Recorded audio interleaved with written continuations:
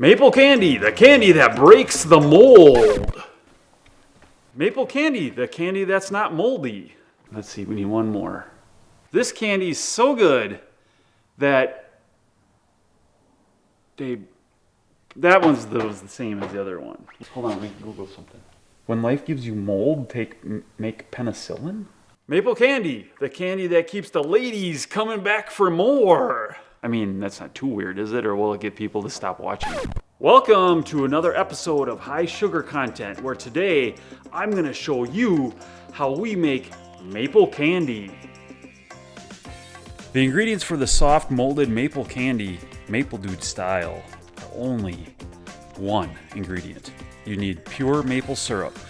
I would definitely use a lighter to mid-grade syrup to just give you the best flavor and best appearance.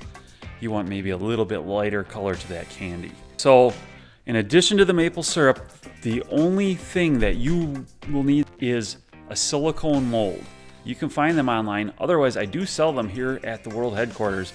So if you happen to be in the area, you can come on down and pick it up. You're just gonna need a common saucepan to cook the syrup in. You will need some type of thermometer. I would recommend a candy thermometer that gets up to the higher temperatures. If it's digital, that's even better because it allows you to see it more accurately, what you're dealing with for temperatures. And you will need some butter to put on the edge of the saucepan to prevent the syrup from boiling over. You will need something to stir the candy once it's cooked to the desired temperature. Okay, so we pour the maple syrup into the pot and you turn on your burner and you just let it boil. So what you want to do is determine your boiling point of water. Here it's about 210.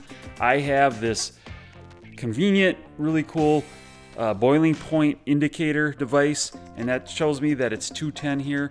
So I'm looking to add 32 to 34 degrees above that as the finished temp for the soft maple candy. All right, so that syrup's getting up there. We're gonna watch it as it's approaching our desired temp. We wanna turn back on the burner so we don't go overboard, but we're up there at 243, 244 degrees. I wanna take it right off the burner immediately when it hits that temp. The next step is a little bit of a waiting game. We wanna take the syrup and let it cool down. We're looking for 200 to 210 degrees. That seems to be the easiest to work with at those temperatures. You can speed that process up by putting the pot in some cold water, a cold water bath to rapidly cool it down. Or you can just take your time and let it cool down naturally. You definitely don't want to let it go below 160 degrees because it's gonna be one big giant candy in your pot. You want to do it before that because the heat allows you to pour it.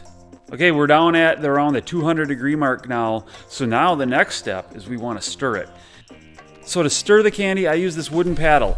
You just start stirring and it's going to happen quickly, only probably take a few minutes. But you really want to watch that and you want to time it right. The syrup is going to change appearance. It's going to become more dull, more opaque, and you're going to notice it becomes grainy. You can almost feel it and hear it in the pot as you're stirring. I would recommend pouring it out sooner rather than later. Like if you want to wait and you want to be like, I'm sure that it's changed to the stage I want it to be at, in many cases, that's going to be too late. It's going to start setting up before you even get done pouring it into the molds. I would say pour it just a little early. And again, if this is something you're going to do often, you'll learn to get the hang of it. So once it starts changing appearance, looks grainy, gets duller, more opaque, that's the time to start pouring and pour it quickly. If the candy has come outside of the molds and you want to make it look a little bit more presentable and it hasn't hardened up yet, really quickly you can take a straight edge like a spatula and scrape it off the molds. Here's a Maple Dude pro tip, guys. If you cook it a little too far and it's starting to harden up on you, is add just a tiny amount of water. Don't add a lot at first. You can always add a few drops more. Just add a few drops, stir it in there, mix it in there evenly, and see how it pours out of the pot. We make the candy here normally now with the maple candy machine. That keeps the candy, the mixture in suspension and keeps moving so it can't set up very easily. So that's what I've been using for a while. Today I went back to the old school method, doing it by hand to show you guys how you can do it at home.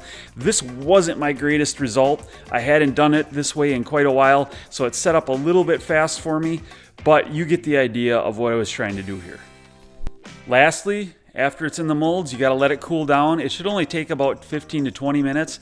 That candy's gonna harden up in there. Lastly, guys, just pop it out of the molds. Put your hand under there. You pop it out of the molds. You reach from behind. I like to pop it just from behind, get it out, and you're all good to go.